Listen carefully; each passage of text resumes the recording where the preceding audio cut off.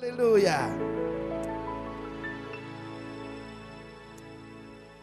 Bulan yang lalu ada seorang yang sangat terkenal yang menundukkan Mount Everest. Yang pertama kali menjejakkan kaki di puncak tertinggi di dunia, meninggal dunia. Saudara kenal namanya? Siapa namanya? Sir Edmund Hillary. Tapi ketahuilah Anda bahwa sebetulnya yang bisa menjejakkan kaki pertama kali bukan Sir Edmund Hillary. Tetapi seorang pemandunya, seorang pandu. Bahasa Nepal Sherpa. Namanya Tenzing Norgay. Nobody knows him. Tidak ada orang kenal dengan dia. Kecuali orang yang benar-benar tahu sejarah. Seharusnya Tenzing Norgay karena dia berjalan di depan. Dia seorang forerunner, seorang pembuka jalan, dia yang bisa menjejakkan kaki pertama kali di sana. Tapi dia menyingkir dan dia mempersilahkan Om yang namanya Sir Edmund Hillary, sebab dia pemimpin rombongan menjejakkan kaki pertama kali. Dan namanya diabadikan. Dan sejak saat itu, bukan satu, tapi banyak, termasuk ada orang buta saudaraku.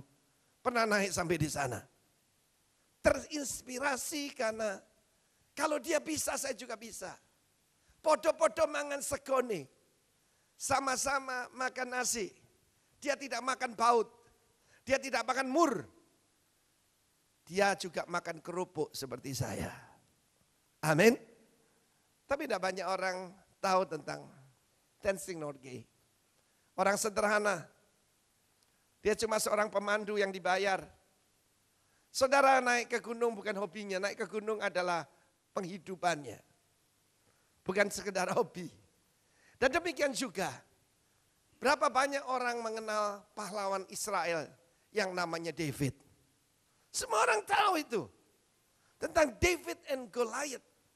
Daud dan Goliath, anak sekolah minggu aja tahu. Amin. Tapi sedikit sekali orang yang tahu bahwa perbuatan kepahlawanan yang menginspirasikan Daud berasal dari seorang yang lain. Seorang Tenzing Norgay yang lain. Dan dialah adalah Jonathan, putra dari King Raja Saul. Buka bersama saya 1 Raja-Raja pasal 14. Tema saya hari ini, reach your victory. Jangkaulah kemenanganmu. Nah saudara yang kasih Tuhan, saya hadapkan saudara pada sebuah tebing yang tinggi pada pagi hari ini. Di dalam 1 Samuel 14, saudara tahu keadaan bangsa Israel waktu itu berhadapan dengan orang Mesir. Mereka berada di satu tempat bernama Mikmas. Katakan Mikmas. Mikmas itu artinya bersembunyi. Bersembunyi atau tersembunyi. Satu hari saya melihat orang pakai t-shirt. Tulisannya begini. I'm a secret agent. Artinya tahu kan? Saya agen rahasia. My job is so secret. I don't even know what my job is. Pekerjaanku begitu rahasia. Sehingga aku pun bingung. Bukan cuma bingung. Binun. Apakah pekerjaan saya? Kita sebagai pengikut Kristus, kita adalah perwakilan kerajaan Allah di atas muka bumi. Kita dipanggil untuk menjadi saksi dan bukan menjadi agen rahasia. Kalau reserse di Indonesia kelihatan. Badannya tegap, kumis melintang, mungkin pistolnya ditonjolin dikit. Seharusnya secret agent tidak boleh kelihatan. Dia harus kelihatan biasa sasa seperti yang lain. Tapi saudara tidak dipanggil untuk bersembunyi. Bangsa Israel berada di Mikmas. Why? Mereka berada di Mikmas. Dan 1 Samuel 13 beberapa ayat sebelumnya diterangkan keadaan bangsa Israel. 1 Samuel 13 ayat 19 sampai 22 dikatakan. Seorang tukang besi pun tidak ada di kalangan orang Israel. Sehingga kalau orang mau menajamkan bajak atau pacul atau arit atau alat-alat pertukangan. Mereka harus pergi kepada orang Filistin. Orang Filistin memonopoli, yaitu bisnis penajaman benda-benda logam. Dan saat itu celaka sekali. Namanya tentara, tetapi bukan angkatan bersenjata. ABRI itu angkatan bersenjata Republik Indonesia. Tapi ini angkatan tak bersenjata Israel. Sebab yang punya pedang cuma 2 orang. Itu Raja Saul dan putranya bernama Yonatan. Dalam Ibrani 4 ayat 12 dikatakan, apakah pedang kita? Firman Allah adalah lebih tajam dari pedang bermata 2 manapun. Disebut bermata 2.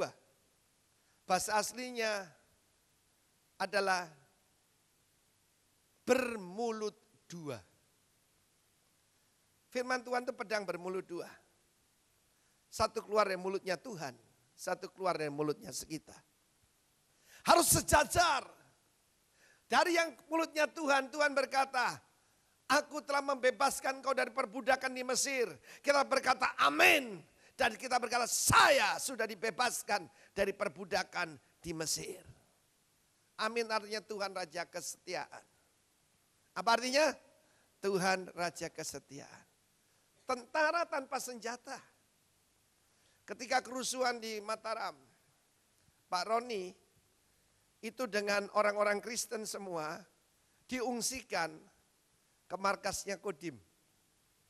Dan saat itu ketika mereka dikepung untuk diserang, maka tentara rupanya kehabisan peluru atau gimana?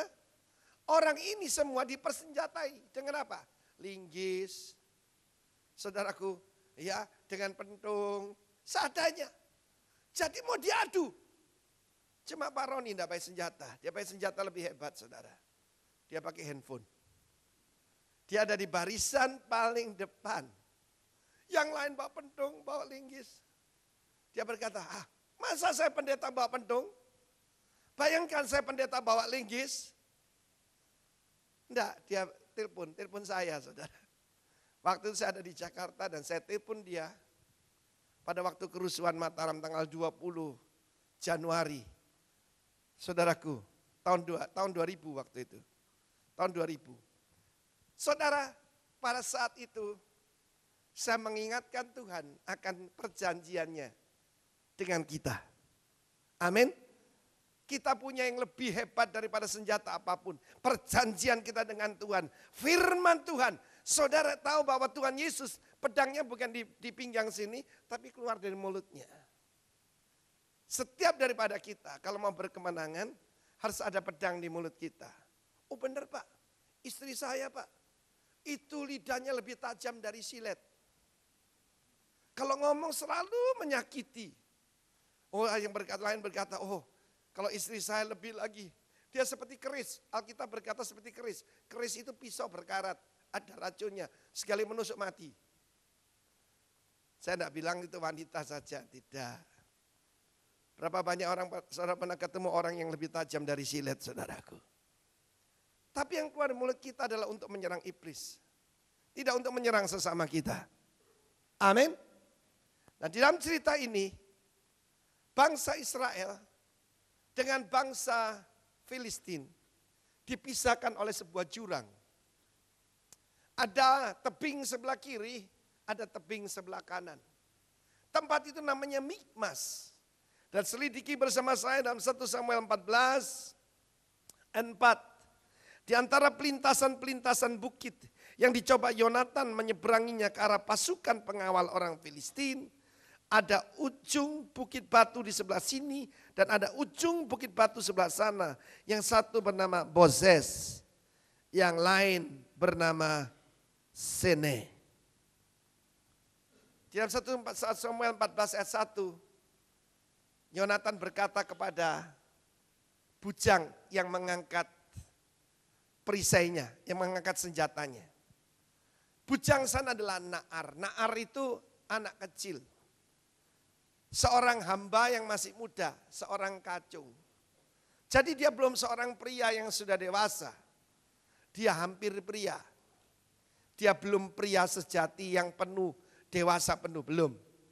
Tapi dia berkata, kita tidak mau tunggu lama-lama di sini.